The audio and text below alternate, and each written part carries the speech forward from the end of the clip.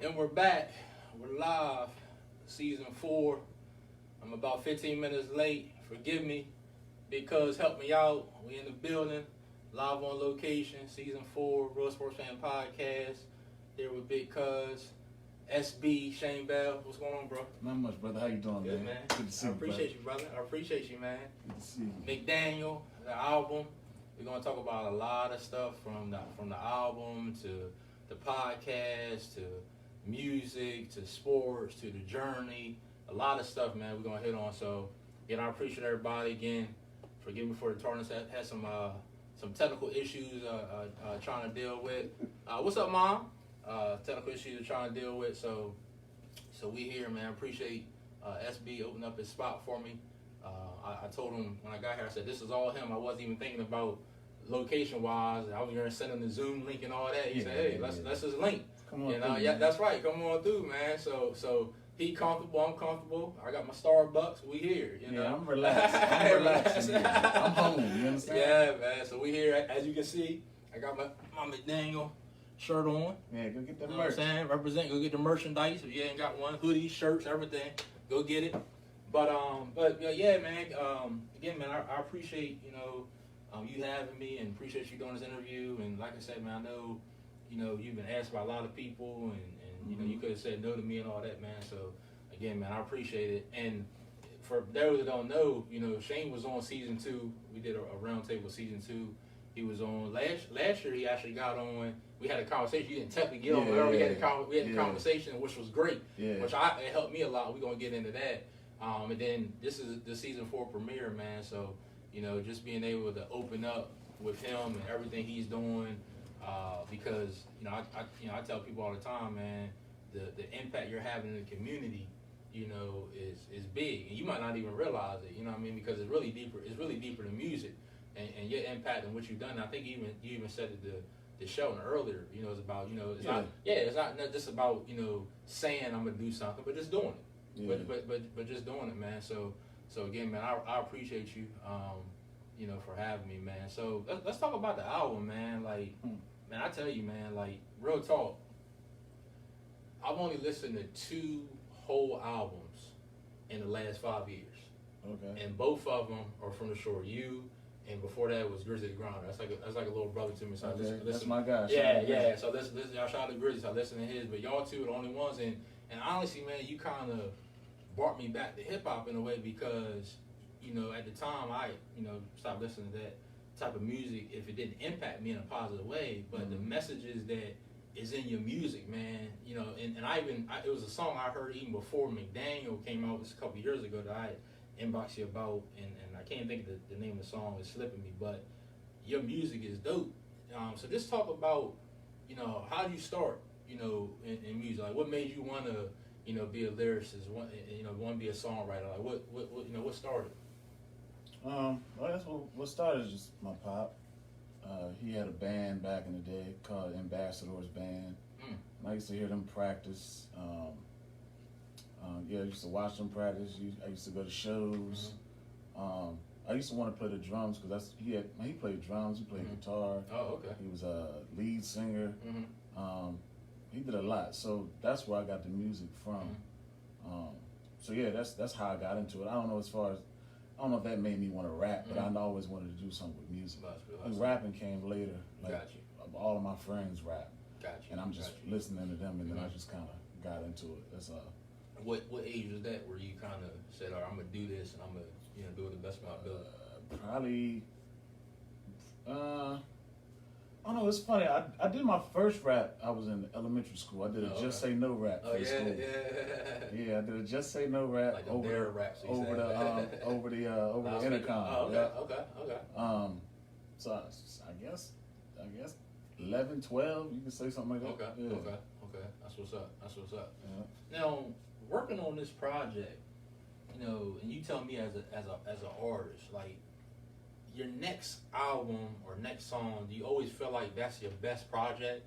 Because for me, looking from the outside in, even though I haven't listened to all your albums, it's the post and the feedback, and I'm not even saying you haven't got this in the past. It's just maybe me saying it for the first time, but it just seems like everybody's posting about McDaniel. Everybody's posting about this album, man, and for me, it's because I was telling a couple years, I can visualize everything that you're rapping about.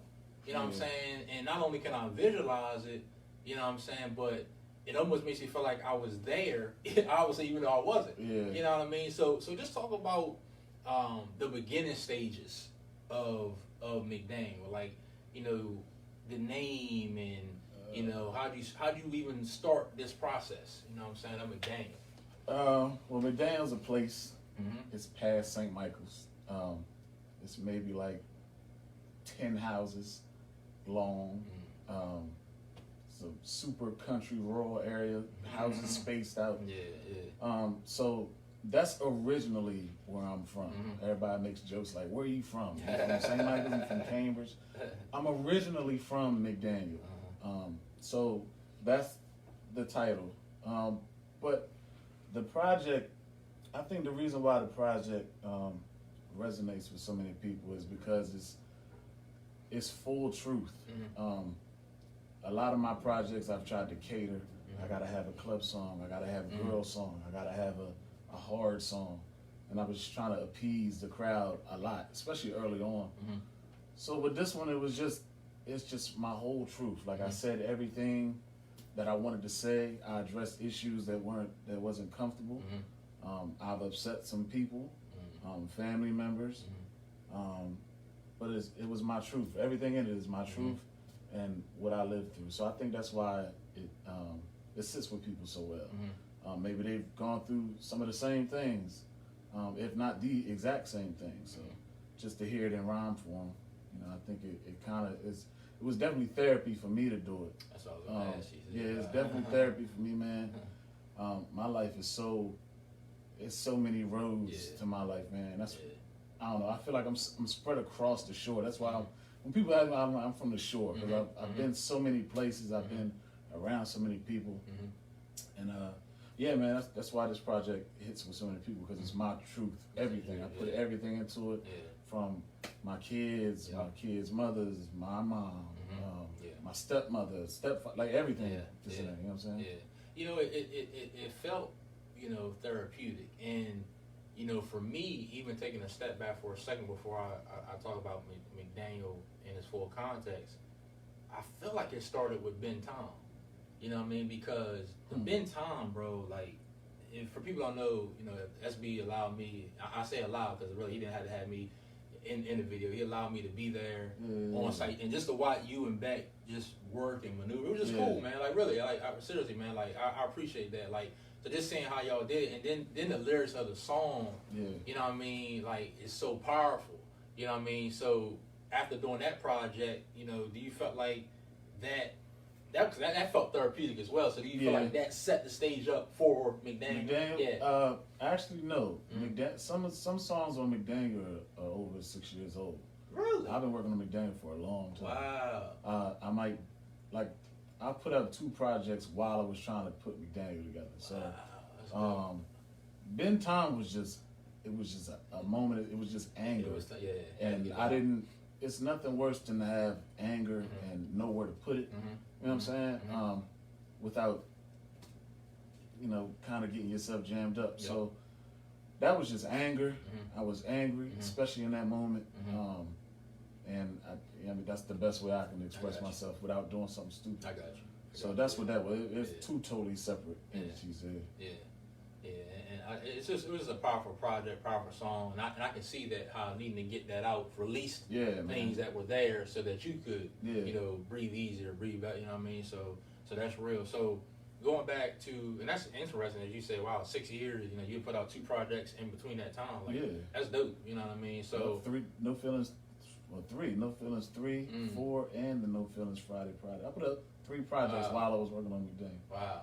So let me ask you. Let me change my question for a second. So you were working on it for that. So how do you know when the album's done, like McDaniel? Because if you've been working on it that long, like how did you know? Like how did you know? Bam, Shane was going to be the #1 single. How did you know? You know, this project, this song was the last song. Like, you know, what I mean, how do you go through that? It's a feel. I mean, it's probably something you can't really explain. Yeah, I'm a vibes person, man. I never know. Like all my projects, except for this one, and maybe No Feelings too. I hated all of them. Like I would go back and forth about putting them out. I would ask my squad, like, hey, y'all, what y'all think about this? Like, man, put it out. And I'm like, I don't know about it. I'm taking songs off. I'm redoing songs. This one just felt, it was effortless, man. Like, I just did it. And I actually recorded probably like 25 songs for it and chopped it down to 13 because there's the 13 that I picked was the most cohesive and it just felt right. It just made the most sense. Any song taken from it, it'll ruin it. Any song added, it will ruin it. I see. So this one was like, it was effortless, man. It felt right. It made everything just fell right into place. And Shane was actually the last song I recorded. Oh, okay. And that was produced by Bryce, one of his three that he produced, right? Ryan Bryce. Yep. Matter of fact, he came right here and made the beat right on the spot. Yeah, I seen his interview, and that was a dope interview he had as well. Talk about, since we on Bryce, shout out to Bryce, man. We've been talking about it since we've been here, so the best conversations are the off the air conversations. You know what I'm saying? So, but talk about Bryce, man, and just like you said, man, like he even said in an interview, like you would give him a chance, and you one thing about you, we all know. I could say, me, Skinner, Bryce. If you don't like something, you're gonna let us know. Like, you know what I'm saying? That's what he said. He said he knows that if he makes a beat for you don't like it, you're just gonna let him know you don't like it, or if you want him to do something different to it. So talk about that process with him, being that he was new to it, but he did such an awesome job with the three tracks he laid out. Well, number one, I don't like Skinner. Let's just be clear. We talking about this Saturday. I don't like Skinner. We're waiting on the one-on-one battle. I know why. I've never liked Skinner ever. I tolerate Skinner, but I don't like him. Yeah, no. Bryce is super talented, man. He is. We get along because we hate people. Mm-hmm. Like we don't really we ain't in the mix like that. We pop out, do what we do, and then we go back in our little cave. So he's like a younger version of that. He's super talented, man. Yeah. He's got a lot of ideas. Nothing he can't do. And he's just real ambitious, and I like that. You know what I'm saying? And like he's real in tune with music. He seems like he's older than what he is, which is also dope. But yeah, man, when he started making beats, he said he was nervous to send it to me. I don't know. I can't remember which one he sent to me first, or which pack he sent to me first. But I was like, it was dope, and I shared it with my guys and. My whole squad think he dope. So after that, I was like, yeah, I'm gonna use that. So yeah, that's what it is with Bryce, man. That's my man. Yeah, shout out Bryce, man. Shout out cuz. So he did Shane, Isolation, and Broad Day. Yep. Is the three that he did. Yep. I want to talk, man, and it's crazy. Like even on my way here, listening to the album, probably for the 9th or 10th time, I lost count. But every time I listen to it, I say, all right, this is my favorite song. Listen to Another Day. This is my favorite song. Listen, but the one song, so the whole album is obviously awesome. But the one song that every time I hear, again, I'm with that visualizing, with that storytelling, is the Janet Knight story. I'm just so fascinated by that story. So I got a. What you got? I got a two part question. First, I got to ask, before you make a record like that, or even after, did you let mom hear it? Or how does that, how does that, happen? Talk to me about that, you know what I mean? My aunt has heard it. Okay. She said she cried. I ain't let mom hear it yet because I curse on there. I'm kind of one of them. I feel you. I am going to let her hear it, but maybe I'll get a little clean version for her or something. But it's dope, man. So like how it came, I mean, number one, the music tells me what to do. If any artists out there understand that. When I get a beat, I don't have something in mind yet. Whatever the music tells me to do or however it makes me feel, that's the direction I go. So after the first 4 lines, then I'm locked in. And I just go like that. And that beat just made me tell the story of my mom and my pop. Really more so from my mom's point of view. That's where I took from. I always big up my dad in every song, every project. I'm always talking about Ike all the time. And I never shed light on, my pop was a good father. He just wasn't a good husband. You feel me? I got you. So I wanted to shed light on that, give my mom props for being strong and like kind of leaving me oblivious to the fact that my dad wasn't a good husband. You know what I mean? Never talked bad about him. So I just wanted to give her flowers on the song. You did. Sharing her pain and I just wanted to shed light on that. That's just and and that music just kind of made me just go there and tell the story. Man. Cause I felt like I was 9 years old, laying in the bed. You said mom looking out the window. You can feel her presence when she's in there. Yep. Sometimes it got to the point where you would see her and just go back to sleep because you was used to it. You know what I'm saying?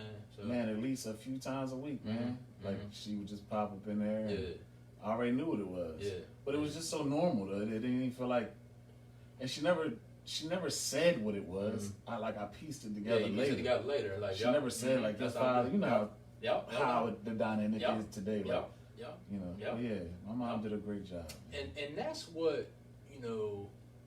And I'm not saying is women out there not doing it, because I know a lot of y'all are. But if you got a problem with the significant other, whoever, don't talk about it in front of the kids. Because even with me, like my mom shielded me from a lot of things. Like, you know what I'm saying? My dad wasn't. He was in the military, so he wasn't there in my life. But she never talked bad about it, even though she might not been getting this from him or money from her, this or that. You know, and it sounds the same, like you say. Like she never talked bad about it. Yeah. But later in life, as you get older, you piece things. Like that's why. Yeah, hold on. Yeah. You start piecing things together. Like yeah. So like you said. Every song is dope, but that one, every time I hear, I can just visualize it, man, like vividly. You know what I mean? So I applaud you on that. And the other thing for me, you know, with this song's period, and maybe this is why at first I would listen to some music, and then at first I wouldn't. I've heard a lot of good lyricists, right? I've heard a lot of good people, as people say, they can spit. You know what I'm saying? And they got good lyrics. But to me, what separates you from other people is your songwriting, and specifically when I mean about your songwriting, man, is your hooks. Yo, bro, your hooks is dynamite. Like I got it's so many hooks in my, and I ain't gonna start singing that, but it's so many hooks in my head that I'm just riding. I could be in the car, even going back to the Ben Tom. Hotel key card, you know what I'm saying, Broad Day, you know what I'm saying, so the isolation, like, I don't know, like, you know what I mean, the hooks is crazy, man. So just tell me, like, where does that come from? Because you did say, you know, Pops had a little voice on. Is that where your little voice come from? Like, well, I mean, maybe. I mean, mine can sing too, though. So, okay. And I'm not a singer, so let's just clear that up. I'm not a singer. I mean, don't get it twisted, Des McKnight. Don't get it twisted, Des McKnight. Competition, Des, but yeah, I'm not I mean, hooks and stuff like that. I love melodies, man. Like, I like melodies. I like to do like little melodic joints in between bars and stuff. That shit is dope. It is dope. I mean, so yeah, whatever. Like, and again, the music tells me what to do. So if I hear a part in the song or in the track, I just take that and I just build around it. Yeah. It's really simple to me. That's crazy, but that's what I'm saying. It's simple to you, bro. But it's not. It's really simple. You know what I'm saying? Like you make it seem simple, but bro, it's not. I'll tell you something. I'll tell you something even back when I was in school. So, you know, when you had to take a test, you got to study for a test in school, right? So every test, the only way I would pass it is if I made a song out of it. Wow. So I would try to come up with certain things, make a song. I got you. When I sit down and take the test, I just rap the song in my head and take the test. Wow, man. That's dope. That's a gift, man. That's a gift. Like you say, it might come easy to you, but it's not. And to me, again, I'm no expert, you know what I'm saying, but that's what separates you from a lot of others that, they can spit. They got, you know, good lyrics, but when it comes to the song itself, you can't always listen to every song straight through and then it be catchy. Like, you know what I mean? And you can just, you know, be random. I could be in the kitchen doing something and something comes to me and make it like, what's that? Oh, I'm saying it's a chain hook, you know what I'm saying? No, this is dope, man. Like I said, the whole project is just dope. Like you said, McDaniel, if you ain't got it listed yet, I don't know what you waiting on, but man, all streaming platforms, McDaniel. Just type in SB, Mr. No Feelings, or SB McDaniel. It's everywhere. Anything you listen to it on, it's on it. Are you gonna come out with another video? How many videos do you normally do per project?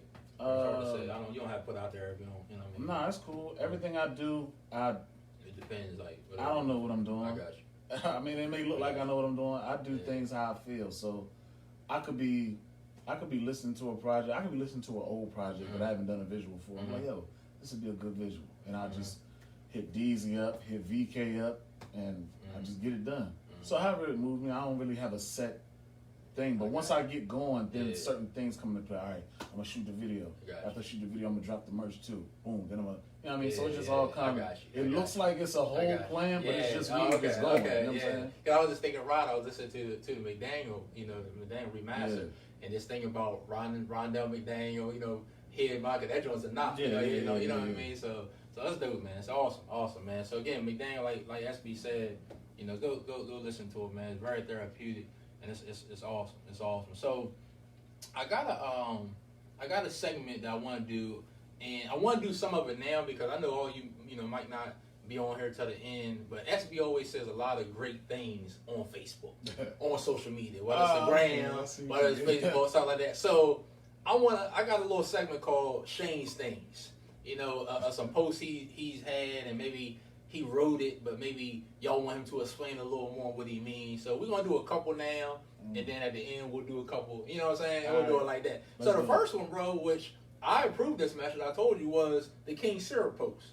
You know what I'm saying? And I'm just going to reset. I'm not going back and forth with all about I got to sit up for this one. It's like motor oil, which is true. And our parents conditioned us to like it. Break the cycle, people. You don't have to use this paste on your pancakes any longer. Please explain about the King Syrup, sir. King Syrup, I believe, was motor oil that was used by slaves.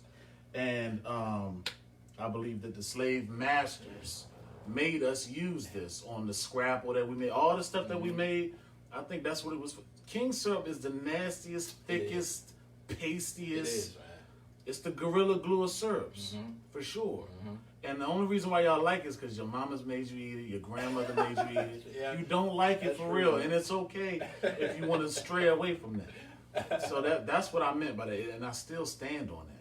And it's disgusting. I don't My mom said the same thing. Said she hate that stuff. Everybody laughing. Yeah, it's disgusting. Yeah. So I had to bring that one up because that was the most recent one I seen, and I was the other day. I was like, oh, I'm not the only one that feels this way.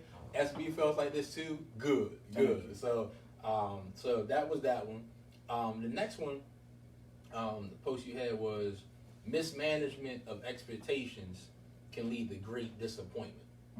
Mismanagement of expectations can lead to great disappointment. Just expound on that a little bit because it's a powerful statement in what you said, but maybe just expound on that. This is a I think this is a January post. I mean, it's just basically just knowing what to expect from whoever you deal with, whether it be in your circle, whether it be a coworker at your job. Understand who you're dealing with, basically. Don't put so much on that person and expect so much out of that person because you're going to be let down every time. Either let down, sad, upset, whatever it is. So understand who you're dealing with and know to expect exactly that from them, no more, no less. That's it. Would that also go into? You had a post earlier today. Nobody owes you. The part two. The part two. So that's what I said. Okay, cool. So so we're gonna. I want to get into the journey. Like everyone has a story, like, you know what I mean? And to me, again, I want to commend you for all you do, in the community, all the impact you have on your friends, the impact you have on people you probably don't even know you have an impact on. You know what I'm saying? But that's the dope thing about it. Like my dad, he had hit me the other day. He seen the list of people and whatnot. I was saying, I got SB started off. He said Shane Biggie Best. I said, oh yeah, I know him. He famous on the shore. He in California, dog. My dad in California. He knew who you is. So that's what I said. Like the impact. You don't even know that you have impact on certain people. He said that, but you know what I mean. So I just wanted to say that and give you flowers. You know what I mean. While you can still smell them. You know what I mean. My good brother and really talk about the journey and everything. So you even said in one of your songs how a lot of people thought you was from Dodge. Because you was always around, and I can't even remember the first time we met. Maybe it was at the Y. I don't even remember. I have no idea. You know what I'm saying? I don't even remember. We just same thing, just clicked and went from there. But talk about growing up. I know you talked briefly about McDaniel, and I know you lived in Cambridge. Talk about just growing up. Where it started, where you went, just a little bit as far as your younger years. Man, get the album, man. It is all on there. It really is. Yeah. I guess I could say McDaniel is where it started from. Come from a broken home like most people, unfortunately. So my mom split from my pop after a while. I went to White Marsh Elementary for a little bit. Lived in Williamsburg with my grandmother. You got White Marsh with my cousin too. Yep. Moved to Cambridge. I'd have been to three different elementary schools. Okay. So yeah, McDaniel, Williamsburg. Then I ended up going to Vienna Elementary. Moved deep into the country. Deep into the country out there. Then moved in town to Cambridge. I don't know, I ain't trying to run through it, but I mean, you good. Yeah, I mean, just a lot of moving around, man. A lot of moving around. A lot of unsettledness, not knowing where I'm going to sleep the next day. Mom was trying to figure out a lot of stuff. A lot of poverty. One of my videos, if y'all ever check it out, called Solitude. It's a house that I shot the video in. That's actually the house I lived in. Had no running water. One of my chores was like pumping water from like a well. Like I had to fill up like 20 milk jugs every day after school. Yeah, man, that was the bad part. Then back down McDaniel, sheltered, wasn't allowed to really do much. You know, being in McDaniel at that time, I'm sure you. You know, not really a fan of my stepmom at the time. That was a super rough period for me. You talk about that on the album too. From that to, and again, I know I'm rushing through it. Bro. I have plenty to talk about. Trust me. From that, basically, I didn't have a good childhood. I just put the blanket on it. I didn't have a good childhood due to a lot of adults, how I was handled by spouses of my parents, stepfather or stepmother. So I probably didn't really start enjoying or like living until like I basically ran away from home. What age was that? And that's crazy. I'm saying run away from home. I'm out of school for real. Like, that's what you're saying. You know what I mean? Yeah. So I'm a freshman, graduated freshman in college, scholarship for hooping. But I basically leave the house from there. Was sleeping on whoever's couch they would let me sleep on. Going to school still, had a job. A lot of fights in this short span here, because I ain't from Easton. So a lot of fights there, a lot of fights back home in Cambridge. Like it was a real turbulent time from summer 97 to not summer 99. Those 2 years was crazy for me. But it was crazy, but it was the most fun. Because I was allowed to like live. You know what I'm saying? Yeah. I was allowed to live, like fam. Yeah, man. Met a young lady in Easton. You know, had unprotected intercourse, and you know, had a baby on the way and joined the military. You know what I mean? And then I think from that point, that's when everybody kind of knows who I am. Gotcha. You know what I'm saying? Gotcha. Yeah, a lot of movement. Like you know, say I didn't know. I mean, I know you moved a lot, but that is a lot. I rushed through it, but my story is. Yeah, I know it is. Yeah. I know it is. So, when you were, you know, I guess what I want to ask is like, how did it make you feel when you talk? Because I heard you say stepmom, you had a best relationship. Stepdad or you know, person that was there to have a best relationship, and I know how it was to be younger and you know and not to get along with a step parent. You know, when I was younger, you know what I mean, as well. Where I was like, look, I don't care what you say, I'm not sitting by her, and now we got a good relationship. You know what I mean? My brother's mom, but at the time when I was younger, I didn't want to be around her. You know what I mean? It was a lot going on. So like those feelings, sometimes of anger, sometimes of disappointment, sometimes of sadness. You know what I mean? Because sometimes, you know, it's kind of one of those rush things where I'm here a couple of days, you know, but it took me a while to get over that stuff, but I did. So I guess I'm asking you, like, did your music, getting stuff out on paper, is that partly how it helped you heal from a lot of that stuff, or would you say it's still a lot more healing to take place? You know what I'm saying? From the childhood stuff, just from the childhood stuff. I guess I have to apply my own my own post that you read to myself. Mm. I got to know the expectations of Gotcha. the individual. So, in my brain, I would like some resolve as far as, you know, someone owning up to the things that I'm saying that I know would happen. I got you. But I also know that's not what I'm going to get. I'm going to get excuses or reasons why.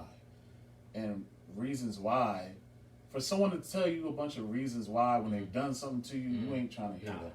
And that's not a healing thing. Yeah. So what I chose to do was address it one last time, and I've drawn a line there. Like there's no need for me to be involved with that. You know what I'm saying? It's sad as it is because I got two siblings through her. You know what I mean? That my dad. So I mean, you know, and I think about that often. And I would still say it's still a stain on me, but this is the best way that I can do it, while still being respectful, while still understanding I got two sisters. That's their mom. So I'd rather just fade to black on it and just stay out the way. You know what I mean? I got you. Like you said, man, you gotta listen to the album. Like you gotta listen to the album because, like you said, like you can hear so much in the album, you know, that you can tell you went through. You know what I mean? There's so much power in that. There's so much power in releasing something and not holding on to it. Because sometimes we release something, we pick it back up, take it with us. Yeah. But it feels like with the album, you release it, it's gone. You ain't just it's gone. You know what I'm saying? So I respect that. I respect that. I want to go back to sports for a second. Girl Sports Fan Podcast, Season 4, kickoff. Appreciate you, SB, in the building.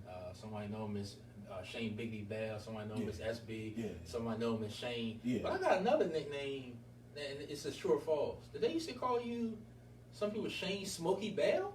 Woo! Yeah, you heard that one. You heard that one in a while. Hey, Shane Smokey Bell? I'm a college coach with that, bro.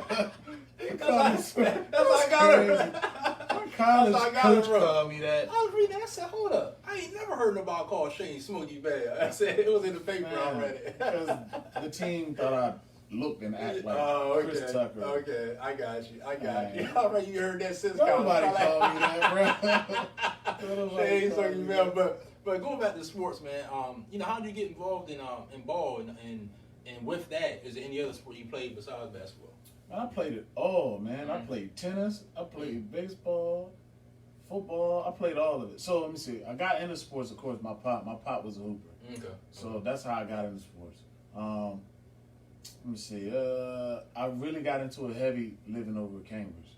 You ain't got no choice. You ain't got no choice over Cambridge. I can no say choice. You gonna play, So I hooped every day over there.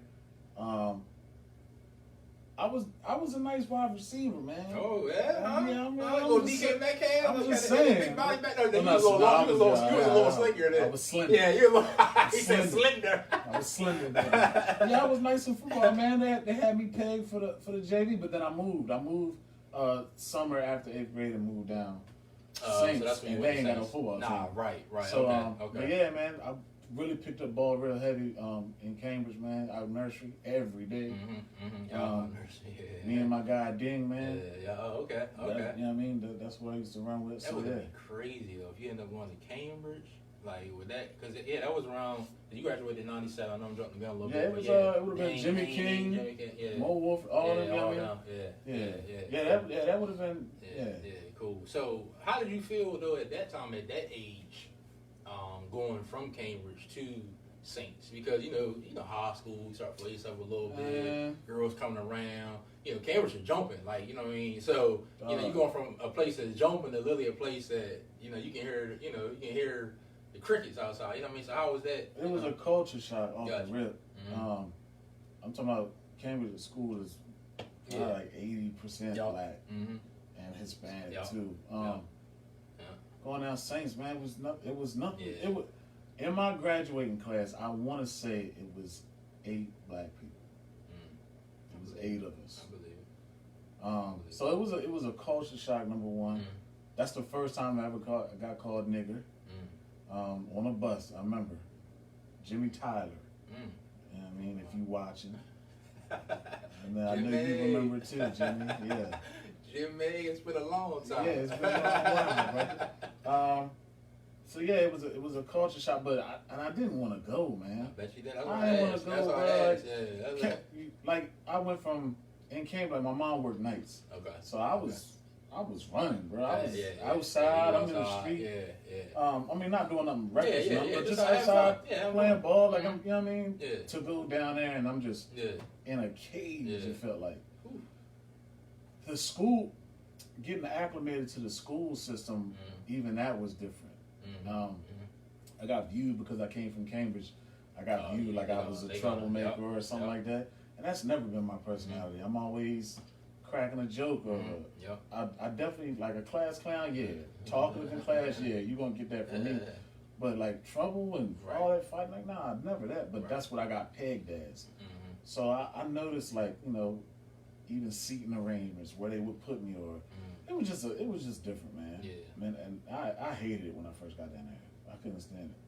That's crazy. So just for context, I know you went from Cambridge to Saint. So you was with your dad, and then you went to your mom. No, I was with my mom. Then I went to my. Oh, you went to your mom. Oh, okay. Yeah. Okay. So mom's okay. Yeah. Okay. Got you. Okay. Yeah. So, you know, so like I said, you hooped, you play football and all that. But obviously, for people that don't, everybody should know, but if you didn't know, like I said, somebody was on a football team. So, jumping to 10th grade, you were only one or two sophomores that were on a pretty senior-dominated St. Michael's team. You had Dre Stanford, Sean Batson, was it Curtis Baines? Curtis Baines. I mean, so just talk about, and I think Dusty, which I never knew that. I didn't know Dusty was coaching y'all then, because when I was in school, Dusty coached against us, so I didn't know that he coached then as well. Yeah. So just talk about your experience as a sophomore on a senior-dominated team, and you know, just as far as that whole experience. Just sophomore year right now. Sophomore year was actually all right. I started coming to my own for real. Like, sophomore year it was cool. I mean, all I can say it was cool. I mean, it was like we had an average season. We wasn't like trash. Like I know what the synopsis is. Is that a word? Yeah, that's a word. Yeah, that's a word. It's a great word, sir. Yeah, I mean, I know what it seems like. You know, St. Michael's trash. I understand it, but no, we weren't. You can't go off the record. We weren't trash. We had a pretty decent year. And it was cool. All the seniors, they treated me like, you know, they knew I belonged there. Got you. So it was cool. Got you. And so then you got that your sophomore. Now did y'all have like, you know, I don't think I had AU around then. If you did, let me know. But YMCA, rec ball, like what'd you do in the summer and your free time as far as ball, you know, outside of high school, or was it? I worked. Okay. I worked. Okay. I rode a bike 5 miles both ways to work. I ain't played no ball in the summertime. Well, McDaniel was like 5 miles outside of St. Michael's. Right. So that was my way to work. Okay. I'm riding my bike to work, get off at night, riding back home. Gotcha. I ain't play no ball in the summer. I ain't get to come into Easton and do all that. I got you. Oh, yeah, I was working, man. So, you know, if I did hoop, it was out back on the dust, you know what I mean, on the dusty courts. You know what I'm saying? Me and my guy Shane Henry, man. If you watch, I mean, he was out the hooper down there. Yeah, he was. Yeah. Me and Shane used to get it in. Yeah, and it's funny because I was going to mention Shane too, because I'm gonna get to 11th grade, but 12th grade, every time I look y'all up, Shane Bell, Shane Henry, Shane Bell, we was getting busy. You got 20, he got 20. You got 18, he got 16. You got 14 and 15, he got 19. You got, I mean, so y'all two definitely, you know, was a great 1-2 punch. So going back a second then to 11th grade. In 11th grade, you come in, all the seniors are gone. You're actually the only one that returned. You know what I mean? So Nation L is your team. You got guys coming, maybe the same class or behind you. So how was 11th grade? I mean, obviously, you know, you seeing some guys, you know, with the Albert Mornings and the Marty Belleys and guys like that. So how was it, you know, your junior year? You know what I mean? Because that was your squad. Junior year, I was it was going to be that year for me. Right. Junior year started off real good. It got cut short because of me, grades, man. Okay. It got cut short because of grades, and we had transfers that came that year. We had Rest in peace, Chris Willie. Yeah. Donald Dixon, Myron. Y'all them. Y'all did. So we had some additions, and we was tough. We was real tough. But half of the season, my grades, and I failed. But I didn't fail off. I still could have played, but my pop teaching me a lesson. I got you. Took me off. Got the grades back up. He was like, nah, you ain't doing it just for that. So I only played half the season. Wow. And I remember that year I was so upset because the first game up playing Cambridge, I wanted to play them bad. Yeah. I couldn't even play them. I wanted to play them so bad. Right. That's great. That makes sense though, because I ain't gonna lie, when I was looking at it, I was like, I can't find a lot on 11th grade. You know what I mean? I found a couple of things, but so you saying that games, maybe. You saying that made sense now. Cause I'm like, why can't I find that 11th grade? I found sophomore, then it kind of jumped to senior. Okay, so 11th grade. I might have played 5 games, maybe. Got you. So like you said, obviously 12th grade, like you said, is you and Shane Henry. No. I gotta give a shout. Matt Coonan. Matt Coonan. My senior year, Matt Coonan was a dog. Did he average like 20 or close to that? Yeah. Well, I was a little under. I was a point, but Matt Coonan averaged definitely 20. I can say I seen his name on a lot of stuff I was looking up, and I was like, why haven't I heard of? You know what I'm saying? Because I try to keep him, tap with some of the guys around here, but cool. Oh, that's where he's from, Wisconsin. Okay, cool. So, you had played against a lot of guys. Me and you had talked a little bit yesterday about Rashad Brooks. A lot of people don't know him, but Mardella. Did he go to Louisville? I think he did. Yeah, he went to Louisville. I think he went to Cecil first, right? Cecil first, Cecil first. Then he went to Louisville. But like I said, I seen one. He scored 40. But like you said, you had 28. Yeah. You know what I mean? So just talk about your senior year. Like you said, record wise, y'all might not have been the best, but you and Shane always, you Shane and y'all brought it every night. I seen one game in here. You had 14 points, 15 rebounds. I had them same numbers against Colonel. I said, look at Cuz. I said, I was the baseline rebound leader. You were. You basically average. I'm going to run up with 12, 11.7, but I run that up with 12. But it's not just that, though. But you had basically, 18, 19 points a game. Yep. 11.7, like I said, basically 12 rebounds a game, and then giving you 6 assists. 6 assists, yep. So I was like, look at Cuz, because I had seen some of your stats when I was trying to find information on Shelton. I had already actually had some info. I'm so glad you said that. I'm so glad you said that. Well, he was trying to die. Please, Cuz. Where Hawk at? Hawk, you want to hear it? I don't know why Hawk has this argument with me. Hawk was the more decorated player, and I give him that. He was a scorer. I give him that. I was the better point guard. Hands, there's no comparison. Our numbers don't even add up, and I keep trying to tell him that. Your numbers are good, man. Your numbers are great. I ain't gonna say it, your numbers are great. I did it all. I was Mr. Double every game. You did. And then, like you said, giving you 6 assists as well. I don't want to get too hyped. He makes me mad. That's funny. But Bryce said, where your robe at? Chill out, Bryce. But yeah. Oh yeah, and Jermaine Money said the same thing. Said y'all was solid. Y'all team was definitely solid. Was, man. For sure, I mean, we like I said, man, we lost, man, but it was just running out of gas. You know what I mean? We wasn't deep at all. We didn't have no size like that. You know what I'm saying? So. Yeah, y'all, like you said, I mean, every article I seen, like I said, you and Shane, like I said, 22, 20, 14, 15, 18. Yeah, Shane went to battle with me every night. Matt Coonan, I still don't want to leave Matt out. Yeah, Matt Coonan, Matt went to war with us every night, man. Yeah, so y'all definitely had some good pieces there. Now, your senior year, you had a new coach though, right? It wasn't Dusty. Yeah, it was Mr. Kennedy. Sean Kennedy. Okay. And how was that as far as, even though you had Dusty as a sophomore, and I know as a sophomore, senior, you yourself individually is different, but coaching wise, what would you say it was different between the two, or was it a huge difference between the two coaching wise? Well, shit. By the time I was a senior, like he kind of let me just be let like the captain. Just let y'all go. No, I ain't gonna say let us go. He was definitely more fundamental. Mm-hmm. Oh, okay. Definitely more structured. Like he didn't play a whole lot of. I mean, but he also understood like. I mean, it was my team. Yeah, you know what I mean? So he understood that, and he funneled a lot of stuff through me. But I thought he was a good coach, man. Yeah. He was very passionate, very fiery, and he could hoop himself. That's all you had. So I mean, it wasn't a bad transition. It was just two different coaching styles. Gotcha. Do you remember? Just a little trivia question for you. Do you remember who you lost to in the playoffs your senior year? The South team. Yeah, we was in Salisbury. I just remember her name Blanco. Okay. I think that was one of the. I remember the dude named Blanco. Me and him was going back and forth. Yeah, because you actually had the game high of 22. Yeah. Even though y'all lost, but y'all played Washington Jaguars. Yeah.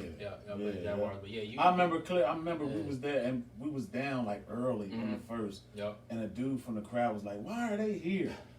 Fam, I just went crazy. Yeah. You was balling. You was balling. Like you said, you had the game high of 22, so you was balling.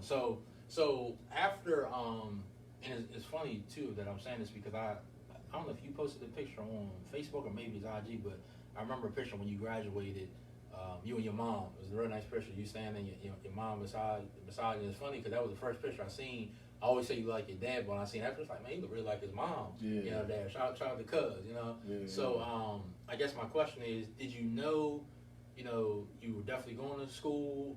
Talk about the scholarship. Talk about, what was next. Just talk about, your decision making and what you wanted to do after high school. Well, that's where I was going to the league. That's like everybody. Yeah.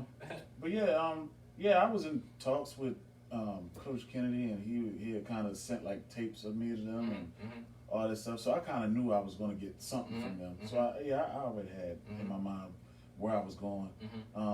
I had letters from schools, but it wasn't for like. It was for like some stuff was academics, but it wasn't for like. I had a letter from like Miami, but it wasn't for sports. And I was like, that's cool. Yeah, oh my God, I got you. You know what I mean? And I was undersized, bro. I was like, whatever. I mean, you could jump though. I could jump. And for all those cats, when we was doing those morning, those 5 a.m., 6 a.m., and Shane Nee might have been hurting or something like that, and because in here all it said was Shane Bell could really jump. Shane Bell, that's all it said, though. Shane Bell could really jump. So that wear and tear, they did that wear and tear on the knee. Hey, we both know. Man, we both know. The likes of Skinner, man, they disrespect me now. He's starting to find out now. He's starting to find out now too, though. Yeah, I know it. He's starting to find out now. His back ain't right. You're right. When they cut it that, but you ended up going to Chesapeake. Yeah. And played with Jeff Hollis, Jermaine Young. Jermaine Young. Y'all. So just talk about that experience because they considered you not the first part of the bench, but basically the sixth starter. Yeah. That's what they said, the sixth starter. And one thing you were very good at, it said was you shot the ball well, hit 3 threes in one of the games. You were able to break the press. Yeah. Great ball handler, which I'm not surprised at because I could tell that playing at the Wild, which you always a good ball handler, had great vision. But also you were a good free throw shooter. 13 for 17 when you started the 3 games when they started you at Chesapeake. So just talk about that experience at Chesapeake and also what happened to stop. Yeah. So getting to Chesapeake, I didn't know what to expect. Actually, me and Shane went. We both went. Okay. And the first day of practice, I'll never forget it. The first day of practice, he quit. He just he didn't want to come back. He just didn't want to. I got you. I mean, the practice, it was regular practice. Okay. I mean, it was harder, of course, it's college, but he quit. And I was like, bro, why? Like, it's me and you. Yeah, right, let's just do it. And that was our dreams as we was kids. Yeah. Like, bro, we in college, we about to let's do it. Yeah. And he quit, man. And, I mean, so the experience was cool. I was behind a I want to say he was a junior guard named Danny Fisher? I believe so. Danny Fisher, But he came from Frederick. He was nice. He was real aggressive, real dope. So and he was more in control than I would. Like he could like calm a team down and all that. Like I kind of was still raw. You know what I mean? But so playing behind him, I had some good teammates, man. Jermaine Young was awesome. Like, I seen his numbers. That man. I seen his. He put us some numbers. Bruh. I started to look some more of his stuff up, but I didn't. But that his man, numbers that's a ball. Where was he from? Annapolis. Oh, okay. I think he went to Broadneck. Okay. Yeah, he was a hooper. Yeah. Jeff, of course, you already know his 3-point game was crazy. But yeah, man, it was cool, man. Everybody. I mean, like I was the little brother, and they called me Smokey. Yeah, because yeah, my dad's actually, that's where he went. He went to Chesapeake. He had a lot of records there. I think somebody might have came behind the final, but scoring. Yeah. Like they didn't let him score a lot in high school, but man, he had a whole bunch of records, 40 and 20, and 35 and 17, stuff like that. So so that's good. So was it academically there as well that stopped you from playing, or what happened with that? Actually, with that was, man, I was homeless, bro. So I'm trying to find somewhere to live. I'm trying to work and trying to find rides to school. Yeah, that's a lot. And I basically gave up, man. Like I couldn't balance it. Yeah, that's a lot. I played like the first half of the second semester of the second year, and then I just couldn't do it, man. Couldn't do it. So I got you. I flamed out, man. Well, and I wouldn't call it flamed out though, bro, because I mean, a lot of times, and just in life, period, we don't know what people are facing. Yeah. Like you ever be somewhere, it could be a job. Why this person always late, or where you been, or what's wrong with you, but we never know behind closed doors. You know what I'm saying? Like what's really going on, or why that person's late, or why that person may be in a bad mood. You know what I mean? And the fact that you're trying to find rides and eat and do your class and then do the student athlete is tough. So you know what I'm saying? You know what I mean? That's and then on top of it, I ain't had no stable home. Right. Right.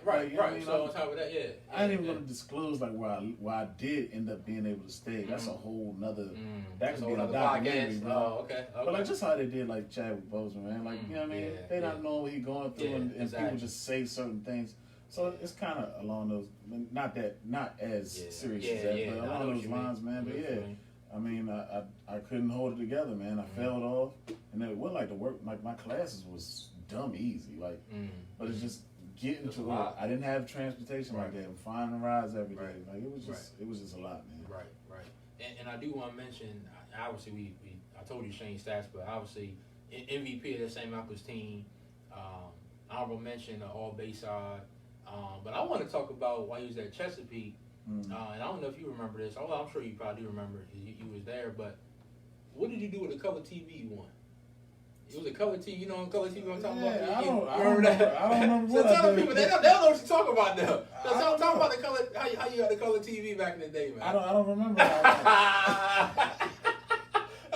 I told you. I'm in my bag. I have no idea. I don't know what he talking about. You had a half court shot. Yeah, is that what it was? Yeah, something. It's like something. Yeah, you TV like that. Like word. I looked at that. I said, "Look at SB with the color TV." Yeah. I said, "Yeah." I said, "What if he still remember what he did with that TV?" I don't even think I took that TV.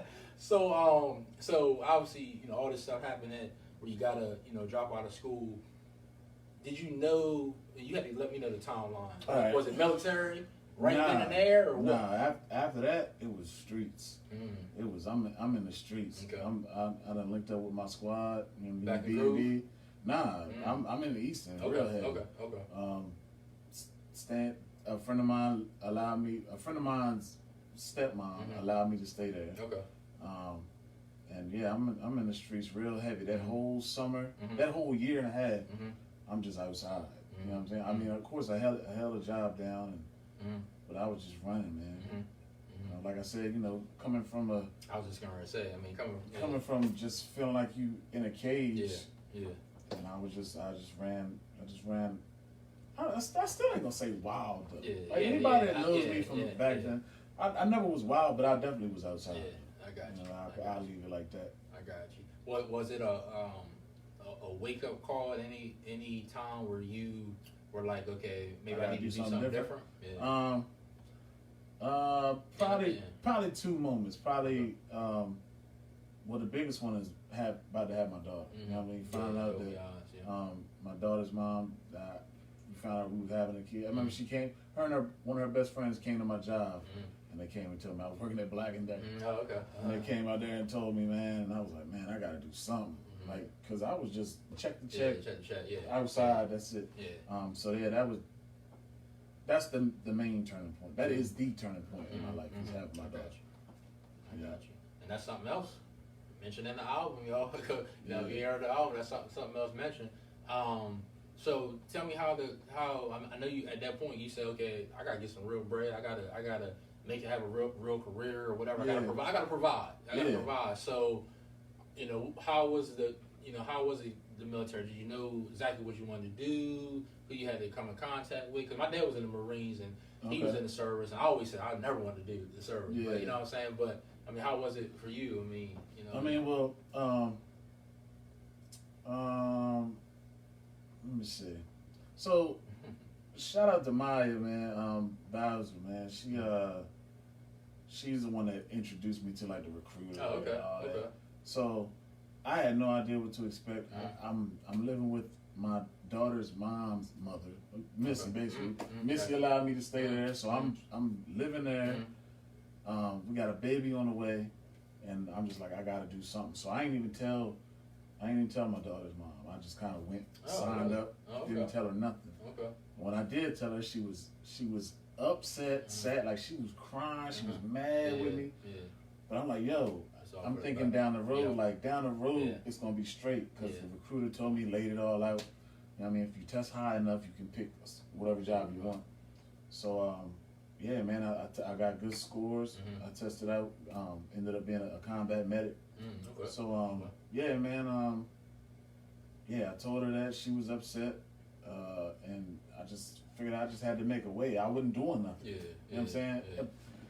I say to this day, if it wasn't for me having my daughter, I don't know what I would have. Again, I wasn't a bad person. I wasn't Right. I mean, I wasn't doing nothing crazy, but I didn't have no direction. It was just like, you know, every kid has that space, like especially like 17 to 20, mid-20s. They don't know what they doing. Yep. Well, a lot of us do. Like, they don't know what they're doing. And You're right. she kind of forced me in a direction. Like, she forced me to grow up real quick. I got you. So I just chose that, man. And I didn't know what to expect. But it was the best decision I ever made in my life, man. Where'd you end up being stationed at? First went to Oklahoma to do my basic training. Ended up in Fort Hood, Texas. Okay. And then, and I'm sure you probably got many friends probably from Texas. I got brothers think everywhere. Milwaukee. Yeah. Maryland. Milwaukee. That's Maryland, Milwaukee. So that's dope. That's dope. So talk about coming back, here, and then also I know you mentioned your daughter. Talk about your son. All right. Well, he's not important right now. No, coming back, like, what you mean, like coming back home? Yeah, or, coming back. Yeah. What was the time period like? As far as being in Texas. All right. This was the plan. The plan was, all right, I'm gonna join the army. My daughter's mom will take you with me. Take my daughter. We leaving here. We ain't coming back. I see. Okay. That was the plan. Okay. The plan was to go, never come back, and we straight. Like all those, right? Yeah. And we straight. So things didn't go that way. And back then, this is cool. I get to say this here because I always wanted to say it. I kind of probably said it to her a roundabout way, but this is cool. I get to do it here.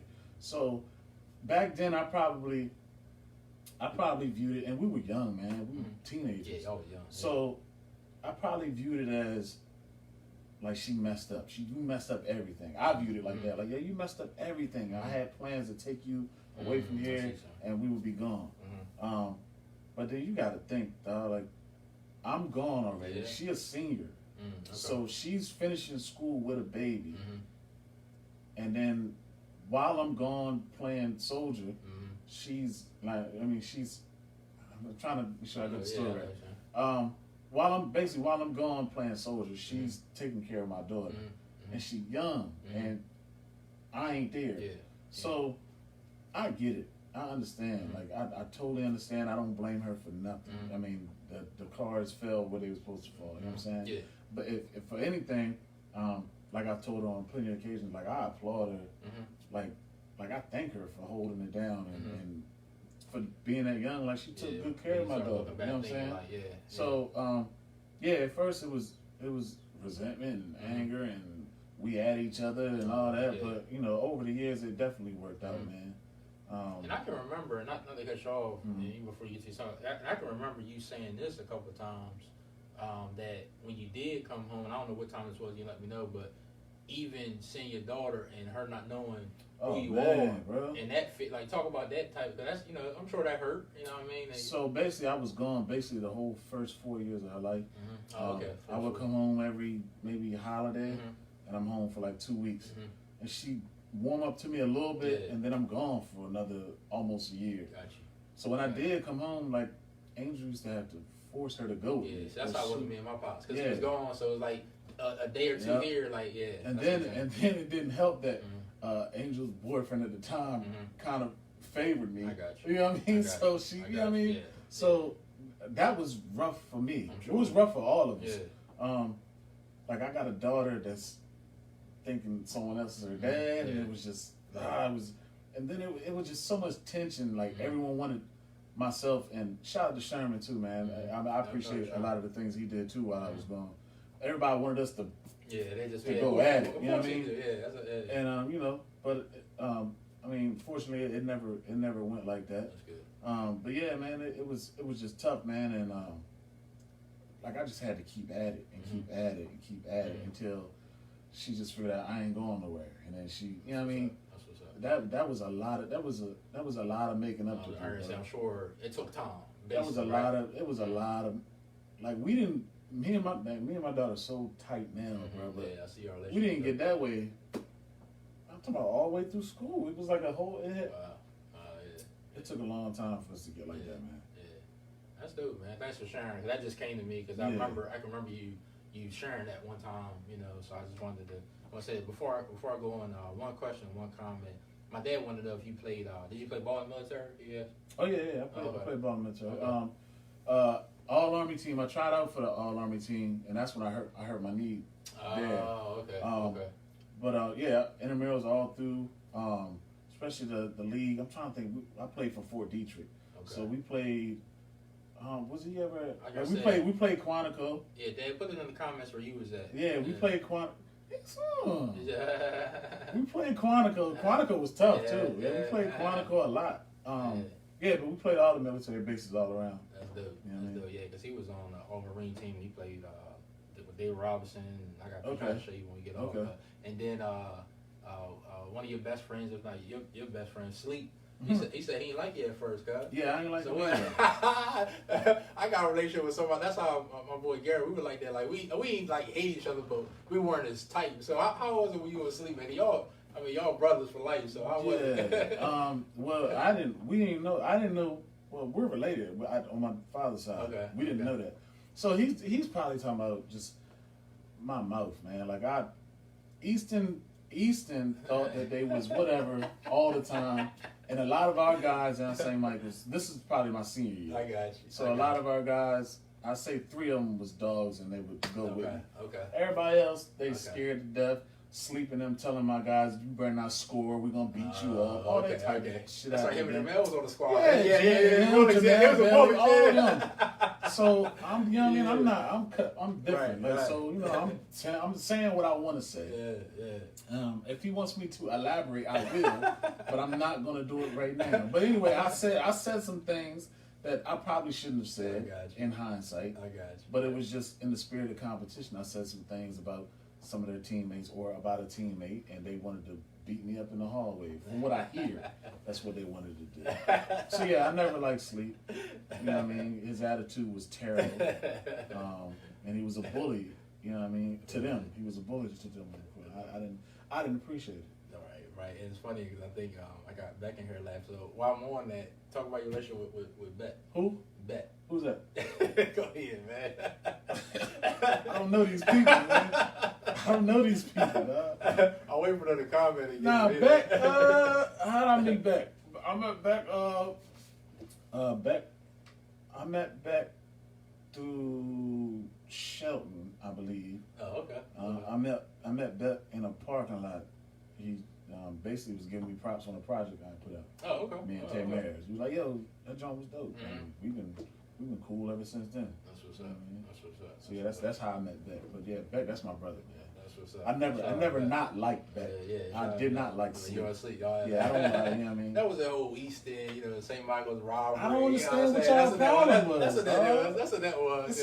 I don't. Because I forgot too. Because I was talking to Jamel about that on him Marty. Too. I ain't like him Jamel, Marty, Big Norman. You know what I'm saying? Those guys, man. I might have been scared of them. Let me think. Yeah, I used to be scared of Big Norman, man. Who was scared of Big Norman? I don't know. Yeah, I ain't like Jamel either. That's funny. I ain't like Jamel either. That's funny. But your son. I wanted to talk about just how obviously you talked about how your daughter changed you and even talked about the years and the steps it's taken and now how close y'all are. But talk about your son because obviously it's different type of relationship. I guess my son's dynamic is different because I actually got to raise him from the ground up. You know what I'm saying? I was in the household with him. Oh, okay. So it's totally different. Yeah. And I mean, you talked about that. Yeah. So I've never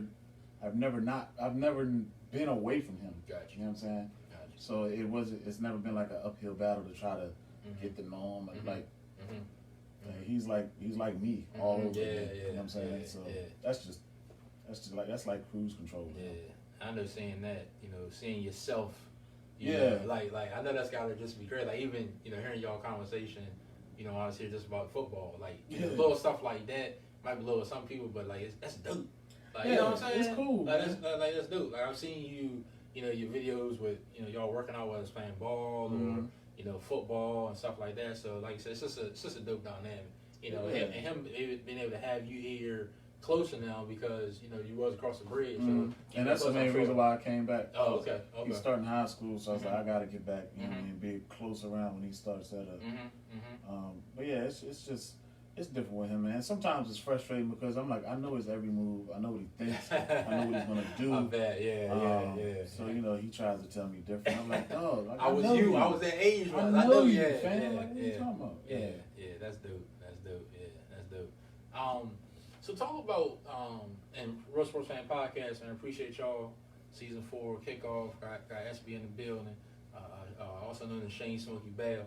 Shout out SB. I've been waiting to say that for the last few days, so I had to say, don't nobody go up to him and call him that. Please but I could not wait to share that with him. I was talking about that the last couple of days, but talk about you got a team behind you and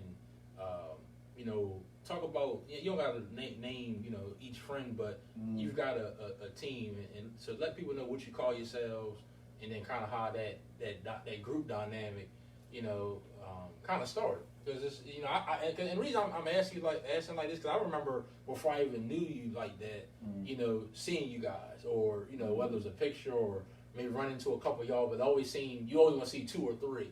You know what I'm saying? You always going to see 2 or 3 y'all. And the reason I say it because it reminds me of me and my friends, like me and Mike and Twan. Yeah. And, you know what I mean? So but see, you like your friends. You like your friends too, that's man. The difference. I don't like my But friends. the one good thing I will say, and it's funny you said that because I say this to Mika all the time. One thing about guys, like you and me right now, we could argue right now. You know what I'm saying? But after argue, like, all right, you ready to go something to eat, or I'll holler at you tomorrow. Yeah. But women, man, they have arguments. You might not see it. We might not talk about that. Yeah, okay. Yeah, we'll leave that low. But yeah, talk about your team though, man. You got a dope group of friends. Yeah, so me and Sleep have been ready to fight plenty of times, especially over sports. Yeah, easy. But so my friends, B&B is the name. Now it means brothers in business. But back then, when I was homeless, a few of them, they weren't homeless, but let's say they were displaced or they was just kind of out. Okay. So the houses that I stayed at, we all stayed at. Oh, okay. I can't even think how we met one by one, but so the first one I would say would be Anonymous, Mike Brummel. And he was tough too when he played. He was.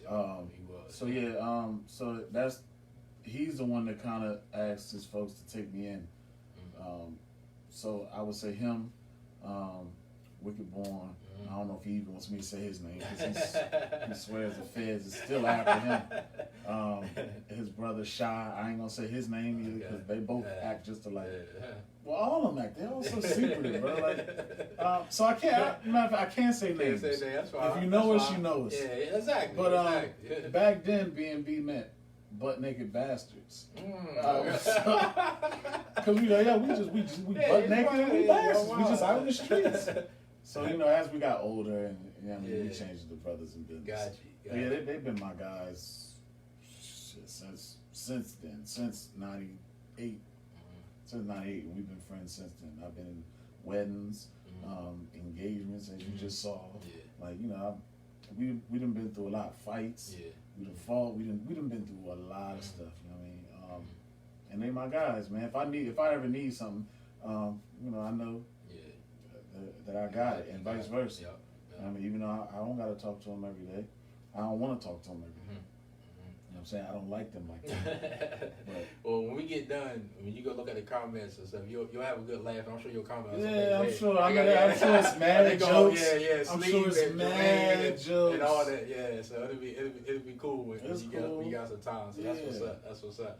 So again, Royal Sports Fan Podcast. I'm here with SB. We're gonna take just a few more minutes. Appreciate everybody listening and like I said, this fine man let me in his wonderful home. I told him I ain't gonna keep him all night. You know what I'm saying? But this has been great. You know, so far. So a couple of things I wanna get into is one, how would you tell people like as far as coping with a loss? You know what I mean? Because I know you lost a lot of people, you know, close to you, whether it was your dad, your cousin Todd, Poon, you know, people like that. Like, you know, obviously everybody, you know, grieves differently. You know, some people might talk to a grief counselor, some people might hold it in, some people might talk to a friend, but like how would you, you know, tell people how to deal with loss or with grief? That's a good question, man. And I'm sorry, I know I didn't give you that question. No, that's all good. That's all good. I don't think it's no I don't think you can tell nobody how to do it. You can tell them your experience, and maybe something that you did may fit with them. But I don't think you can say, look, this is what you need to do. Right. Everybody's different, right? Everybody's different, man. I can tell a person, you know, what not to do. You know what I'm saying? Would that mean like holding it in is a pretty bad thing? Or holding it in, kind of isolating yourself from like the world. Maybe picking up vices that you don't need to do. But basically that sometimes isolation is cool because you can, you know what I mean, kind of go through your thought process and go through it. Yeah. Sometimes it's dangerous. Yeah. Because, you know, you just got too much time with yourself. And then that can turn into, well, why do I have so much time with myself? Ain't nobody called me and even said if I was all right. You know what I'm saying? So, I mean, it's extremely difficult, man. Like, music helps. For me, music helped me. And it's just time, man. Yeah. Time just makes it more manageable. But you don't never forget. Yeah. There's so many things that happen throughout the day that remind you of everything. You know what I mean? Yep. And then on top of that, the kind of person that I am, I have to throw a mask on because there's other people that's been affected by it too. So I can't be all messed up trying to, you know what I mean? So I have to kind of have some sort of armor on and be all right for people that I may be emotionally just stronger than in that moment. You know what I'm saying? I'll deal with me later. So I do that all the time. Yeah, man. But I do know that I do have certain people that share similar instances, even out of my crew. A lot of us in my crew have lost somebody dear, fathers, mothers, cousins, things of that nature. Not going to put prayers out there, but so we rely on each other. We'll we'll shoot a certain text if we recognize the anniversary's coming up. It may be just something short as, yo, just checking in, just to know someone knows what's up. You know what I mean?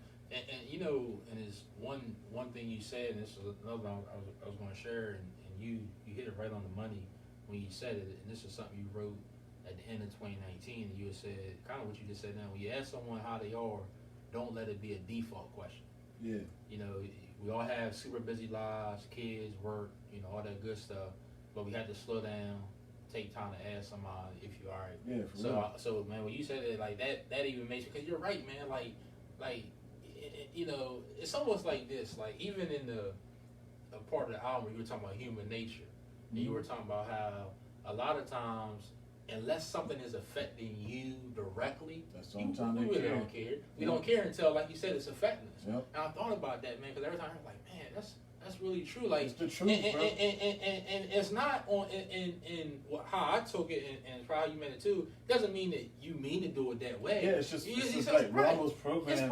We're such a self Yup. You know what I mean? Yep. Society, everything is self. If it ain't like what I'm trying to Mm-hmm. get, make sure I'm straight. Yep. It's got if it doesn't affect Yep. me, then Yep. No, I care because I'm a good person, but I don't really. You know what I'm saying? Yep. So I don't know how to get out of that. Mm-hmm. I think everything starts within your foundation. If you spread that to your kid, then that's one person you affected to make better. Yeah. And then hopefully they do the same thing. Yeah. You know what I'm saying? Yeah, but that was real. Like even that piece you had on the album like makes me think. But I try to do better of that, and that's why, like I said, I appreciate the conversations we have, and even the things you put on Facebook, because it makes you think. All right, am I just asking somebody how you doing and not mean it? Yeah. You know what I mean? Am I checking on them more? You know, not as much as I should. You know, it makes you think, because time moves so fast and the days go by. I mean, look, it's March already. You know what I mean? So I appreciate you saying that, but like you said, check on each other, man. Like that, like, that whole check on your strong friends is real. And even even on top of that,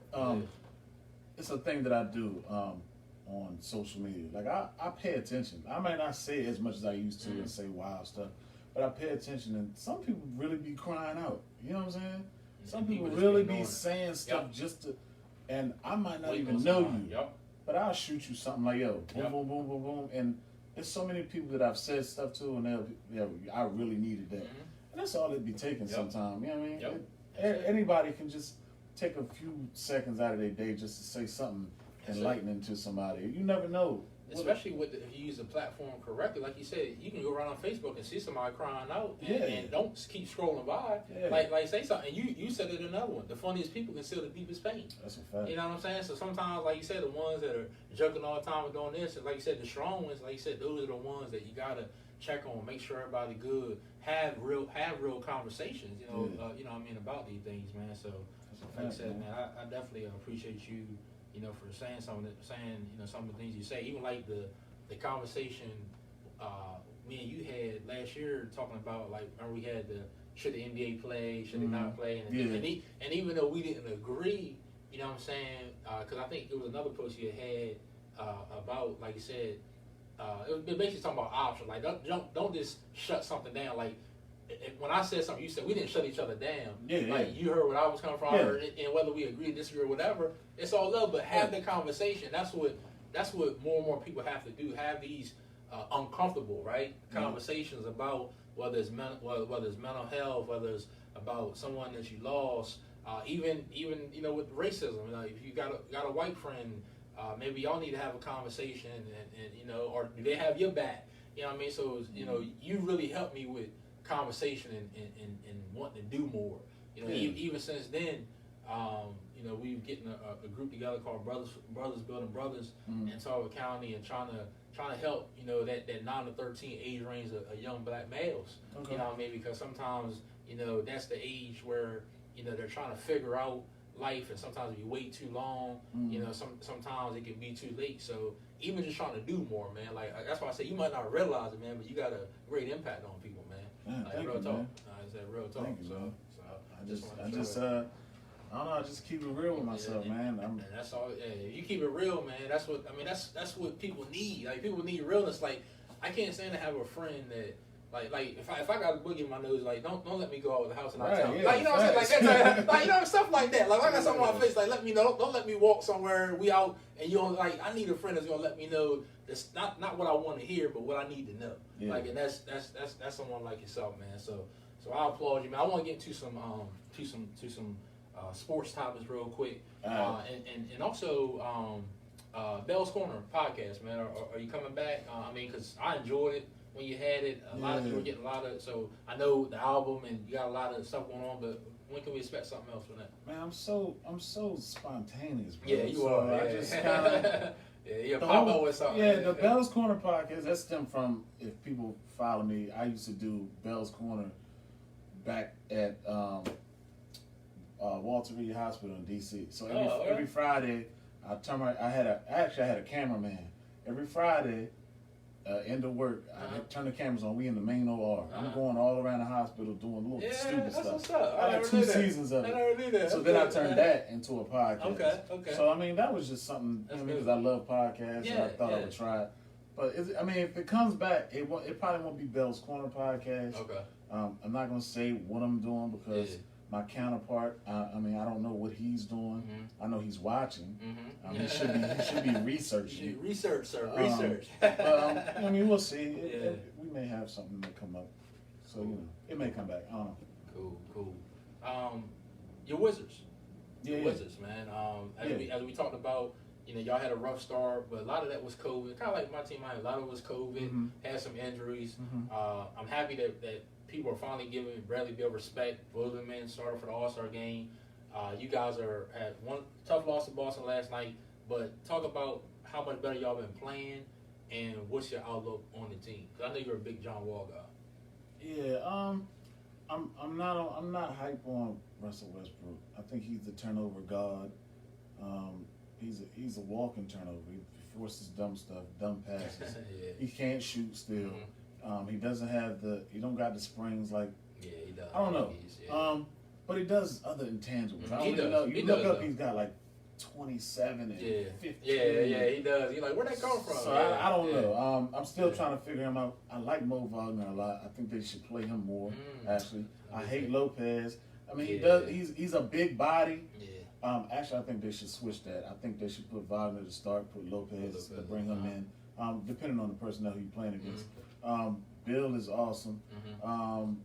Bryant, we definitely miss him. Even though I don't like him like that, but we definitely miss him. Big body.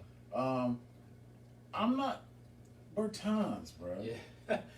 I've never seen somebody with the green light like that and miss as much as he does, bro. That's crazy. Stealing money, bro. That is ridiculous. Stealing money. So he makes me tight.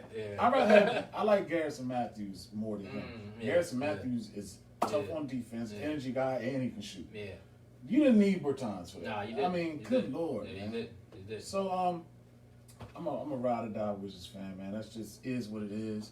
I'm never gonna leave my team. I understand, people got a lot of jokes. But I'm used to that all my life. You know what I'm saying? That's one thing I would give you though, bro. All my life. I like what I like. You do. I give you that. I give you that. You don't. I'm not just a LeBron fan and follow LeBron everywhere he goes. I give you that. Like Jawan. I give you that. Another guy I like for y'all that y'all don't play a lot is Troy Brown. I don't like him like that. You don't like Troy Brown? I like Troy Brown. When he played against Miami, it seemed like he always got 20. Every time he played us, he have a good game. I don't see where he fit. Well, that's the thing. Where he fits in. Yeah, he don't fit with us. I like Neto better than him. Neto's another hustle guy. How you feel about Hashimura?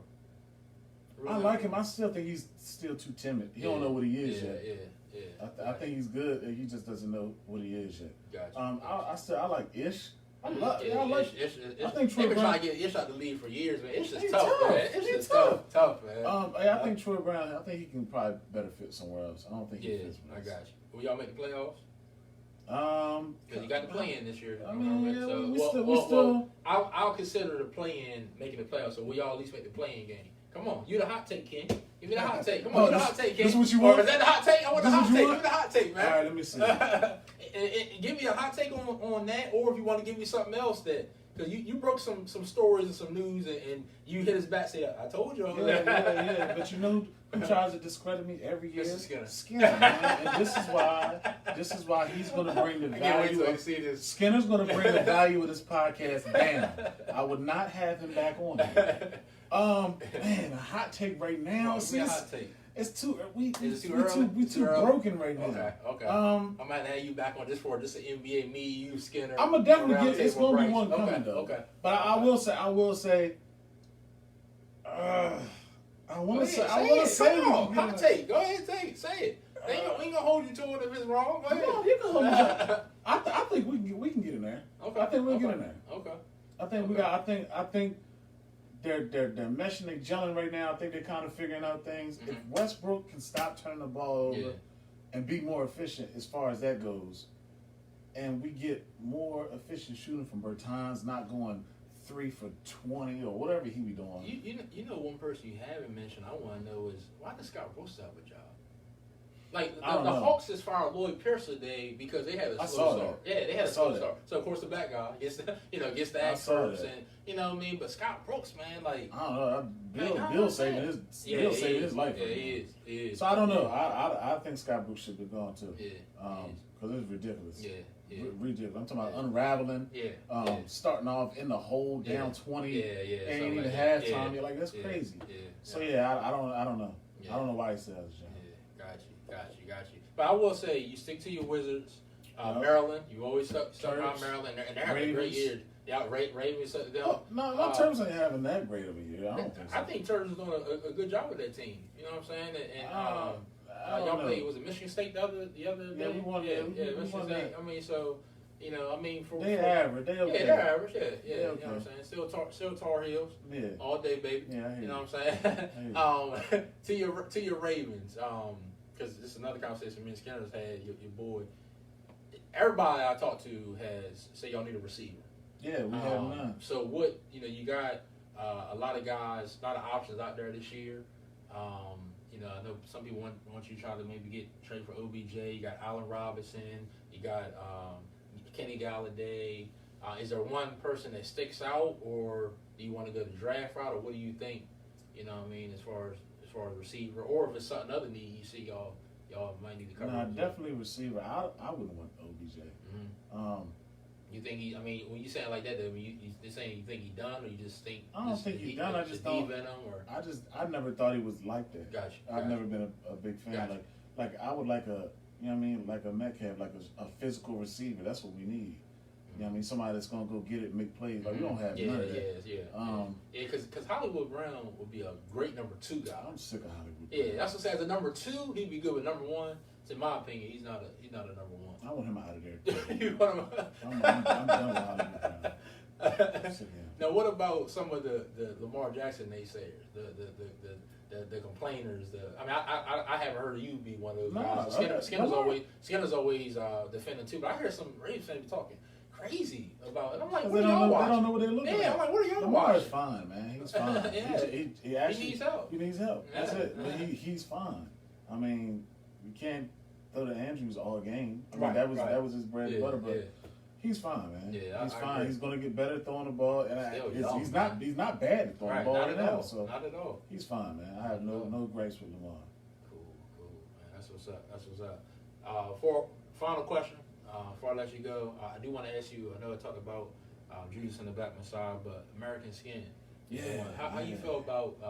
I hope most of y'all seen it by now. If you didn't, that was tough, man. But like how I want to put it. I don't want to necessarily say the ending. I'm not surprised by the ending. About it seemed like he was going to walk out there, but I just knew. I enjoyed that. Yeah. Not like I know what you mean. I know what you mean. Yeah. Like tell the truth. Yeah, tell the truth. Right. Exactly. Yeah. Don't put something in there that you know daggone well. We wasn't walking out there. Then the nice music comes on. Exactly. But what do you think about the movie and about how he handled things? You know what I mean? Because he put it in his own hand. He said no. I feel like that movie displayed what all of us say in our minds. This is what I would do, or what we would want to do. You know what I'm saying? Mm-hmm. Like I feel like we talk too much. Mm-hmm. You say that all the time too. I feel like we talk too much. And we do. I agree. And sometimes we can't use action because of consequences that's going to be piled up against us. But that movie showed exactly what all of us would want to do. You know what I mean? That's facts. I was cheering for him. That's facts, man. I was cheering for him. I would, bro. I would just envision my son in that same situation. It's like I'm all the way in with that. You know what I mean? Yeah. I'm all the way in with that. Yeah, that's what's up, man. I wanted to get your perspective on that. You know what I mean? For sure. Man, this is dope, man. Like I said, we could go on and on, man, but I definitely appreciate you, let me get some of your time. Yeah, no problem. Season 4 kickoff, it was dope. Appreciate all y'all watching. Share this. It'll be on YouTube in a couple of days. Gonna try to, keep enhancing, get some good content out there, and try to, keep improving this thing. A little tardy, sorry about that, but this was great, man. Anything else, man? You want to add, say, plug, anything? Thank you for having me on here. This was cool. This was therapeutic too, man. Good, just let me talk about some things that was cool. Good. McDaniel's out all platforms. Check out the video, Shane. Get the merch. I got merch out. UnlimitedSourceShop.com as well. Right, man. Get it, man. Get it. Also, men like plants, man. You see what yeah. I'm doing? You see what I'm doing? You know what I mean? Ladies, your thumbs ain't green. I do this too. I got it. So yeah, man, this was dope, man. It's kind of cool to kind of open up and let people that don't know me. Because a lot of people think they know me because of my social media, but y'all, y'all don't know nothing. Yeah, I gotta say, you just throwing little stuff out there. People believe certain things you put out there. I think that's totally you. But, you know, and I ain't even tell cuz everything. I mean, I gotta say, I know you can't tell everybody everything. Come on, you gotta hold something close to the vest. Check my record. Yeah, man. exactly. Yeah. Nah, but this was cool, man. I appreciate you having me. And I hope you keep doing this. Yes, sir. This is dope. Love, cuz. You know what I mean? Grow this brand, man. That's what's up. Appreciate it, man. Appreciate all y'all out there. And we're going to go out with Mike Blake said Ed Dixon's still available. Yeah, get out of here, baby. My bad.